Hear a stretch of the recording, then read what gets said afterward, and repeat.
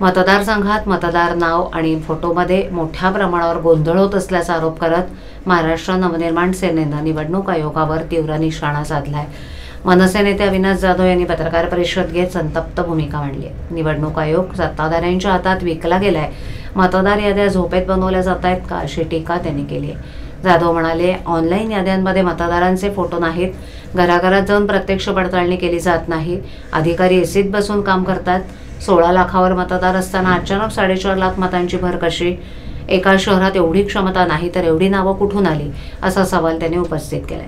ठाकरे गटाचे माजी नगरसेवक सुधीर भगत यांचं नावच वगळलं असून शिंदे गटाचे माजी नगरसेवक पांडुरंग पाटील यांची 3 नावं असल्याचं त्यांनी सांगितलं। आमच्या करिअरशी खेळ करण्याचा प्रयत्न केला तर आम्ही शांत बसणार नाही, निवडणूक आयोगाला धडा शिकवल्याशिवाय राहणार नाही, असा इशाराही त्यांनी दिलाय। मनसेनं येत्या सोमवारी ठाणे महापालिका निवडणूक विभागाविरोधात धिंड काढण्याची घोषणा केली आहे। 25% नावं वाढली कशी? यंत्रणा सत्ताधाऱ्यांना हाताशी धरून काम करते, आम्ही हातावर हात धरून बसणारे नाही, असं जाधव म्हणाले। दरम्यान मनसे नेते अविनाश जाधव आणि शहराध्यक्ष रवी मोरे यांनी निवडणूक विभाग कार्यालयात उपस्थित होऊन अधिकाऱ्यांची भेट मागितली। मात्र सहाय्यक आयुक्त वाळू पिचड हे भिवंडीत लग्नाला आहेत असं कारण सांगत गैरहजर असल्यानं मनसेकडून तीव्र निषेध व्यक्त करण्यात आला। काल ठाणे महानगरपालिकेने आपली प्रारूप यादी जाहीर केलेली आहे। त्याच्या 15 दिवस आधी त्या लोकांनी नकाशे जाहीर केलेत वॉर्डाचे, आणि ते नकाशे आणि आजची आलेली प्रारूप यादी याच्यामध्ये प्रचंड तफावत आहे। नकाशे ज्यावेळेला जाहीर केले त्यामध्ये आम्ही अपेक्षित होतो की या नकाशाच्या आतमध्येच राहणारी लोक एका प्रभागामध्ये मतदान करतील, परंतु नकाशाच्या बाहेर 1 किलोमीटरच्या बाहेरची देखील नावं नकाशामध्ये आणलेली आहेत।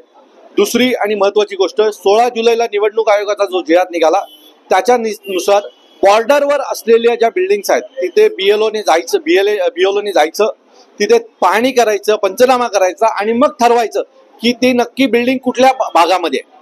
जर 1 किलोमीटरच्या बाहेरच्या बिल्डिंगी जर यात येत असतील, याचा अर्थ या लोकांनी त्याच्यावर कुठल्याही प्रकारचं काम केलं नाही।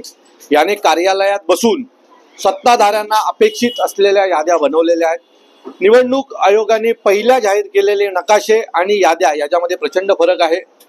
ठाण्यामध्ये 16,49,000 मतदान ह्याच्या आधी होते, अचानक 4.25 लाख मतं वाढले, म्हणजे जवळजवळ 25% मतदान वाढले।